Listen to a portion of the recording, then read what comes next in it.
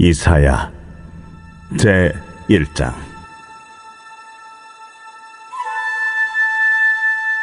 유다왕 우시야와 요담과 아하스와 히스기야 시대에 아모스의 아들 이사야가 유다와 예루살렘에 관하여 본 계시라. 하늘이여 들으라, 땅이여 귀를 기울이라.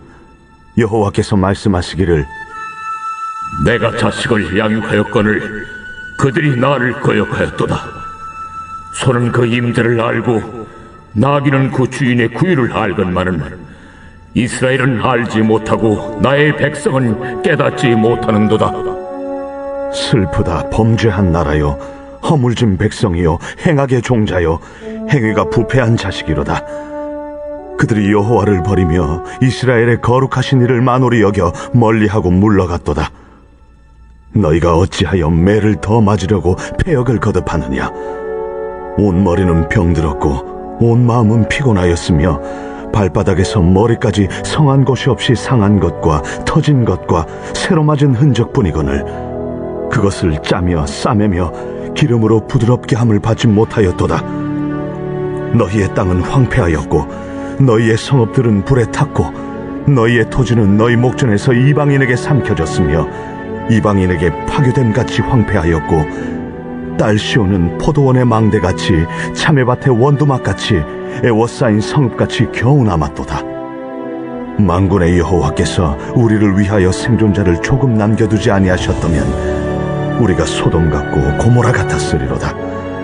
너희 소돔의 관원들아, 여호와의 말씀을 들을지어다. 너희 고모라의 백성아, 우리 하나님의 법에 귀를 기울일지어다. 여호와께서 말씀하시되, 너희의 무수한 재물이 내게 무엇이 유익하니요? 나는 순양의 번제와 살찐 짐승의 기름에 배불렀고 나는 수송아지나 어린 양이나 순염소의 피를 기뻐하지 아니하노라. 너희가 내 앞에 보이러 오니 이것을 누가 너희에게 요구하였느냐? 내 마당만 밟을 뿐이니라. 헛된 재물을 다시 가져오지 말라. 분향은 내가 가증 여기는 바요, 월삭과 안식일과 대회로 모이는 것도 그러하니 성회와 아울러 악을 행하는 것을 내가 견디지 못하겠노라. 내 마음이 너희의 월삭과 정한 절기를 싫어하나니 그것이 내게 무거운 짐이라. 내가 지기에 곤비하였느니라. 너희가 손을 펼 때에 내가 내 눈을 너희에게서 가리고 너희가 많이 기도할지라도 내가 듣지 아니하리니 이는 너희의 손에 피가 가득함이라. 너희는 스스로 씻으며 스스로 깨끗하게 하여 내 목전에서 너희 악한 행실을 버리며 행악을 그치고 선행을 배우며 정의를 구하며 학대받는 자를 도와주며 고아를 위하여 신원하며 과부를 위하여 변호하라. 오라, 우리가 서로 변론하자. 너희의 죄가 주홍 같을지라도 눈같이 희어질 것이요 진홍같이 붉을지라도 양털같이 희게 되리라. 너희가 즐겨 순종하면 땅의 아름다운 소산을 먹을 것이요 너희가 거절하여 배반하면 칼에 삼켜지리라. 여호와의 입의 말씀이니라. 신실하던 성읍이 어찌하여 창기가 되었는고? 정의가 거기에 충만하였고 공의가 그 가운데 거하였더니 이제는 살인자들 뿐이로다. 내 은은 찌꺼기가 되었고 내 포도주에는 물이 섞였도다. 내 고관들은 패역하여 도둑과 짝하며 다 뇌물을 사랑하며 예물을 구하며 고아를 위하여 신원하지 아니하며 과부의 송사를 수리하지 아니하는도다. 그러므로 주 만군의 여호와 이스라엘의 전능자가 말씀하시되, 슬프다. 내가 장차 내 대적에게 보응하여 내 마음을 편하게 하겠고 내 원수에게 보복하리라. 내가 또 내 손을 네게 돌려 네 찌꺼기를 잿물로 씻듯이 녹여 청결하게 하며 내 혼잣물을 다 제하여 버리고 내가 네 재판관들을 처음과 같이 네 모사들을 본래와 같이 회복할 것이라. 그리한 후에야 내가 의의 성읍이라 신실한 고울이라 불리리라 하셨나니 시온은 정의로 구속함을 받고 그 돌아온 자들은 공의로 구속함을 받으리라. 그러나 패역한 자와 죄인은 함께 패망하고 여호와를 버린 자도 멸망할 것이라. 너희가 기뻐하던 상수리 나무로 말미암아 너희가 부끄러움을 당할 것이요 너희가 택한 동산으로 말미암아 수치를 당할 것이며 너희는 잎사귀 마른 상수리 나무가 될 것이요 물 없는 동산 같으니 강한 자는 사모라기 같고 그의 행위는 불티 같아서 함께 탈 것이나 끌 사람이 없으리라.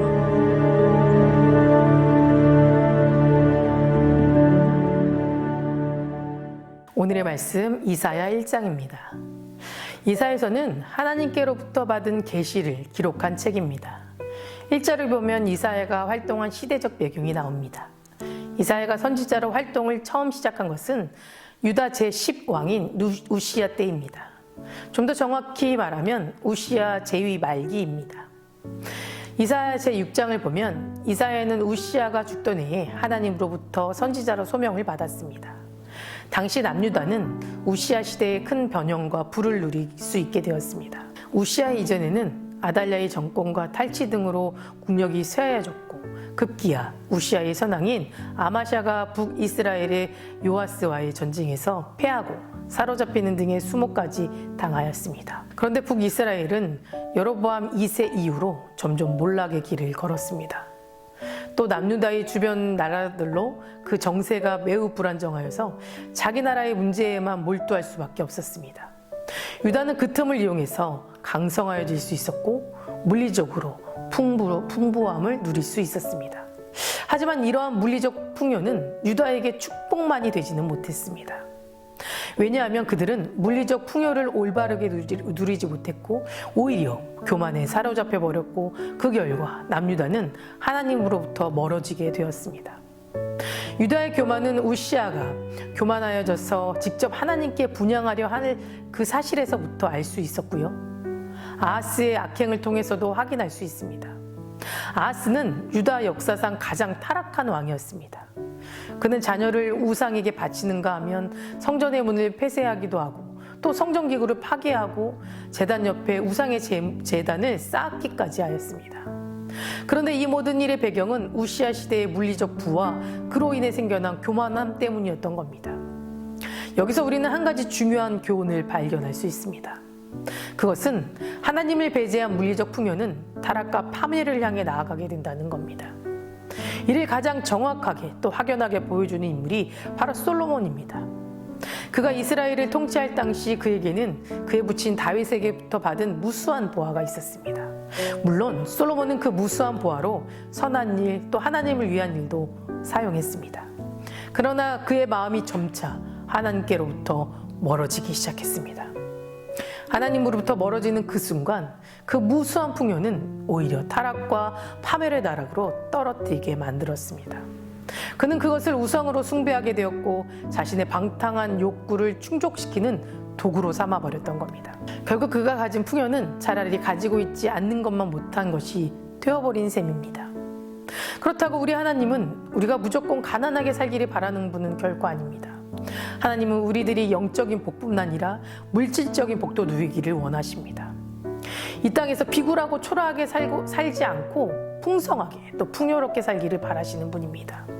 그러나 물질적 풍요를 구하고 하나님을 잊어버리게 된다면, 하나님을 구하지 않고 물질적 풍요에만 집착한다면 그것은 오히려 우리 자신에게 해가 될 뿐입니다.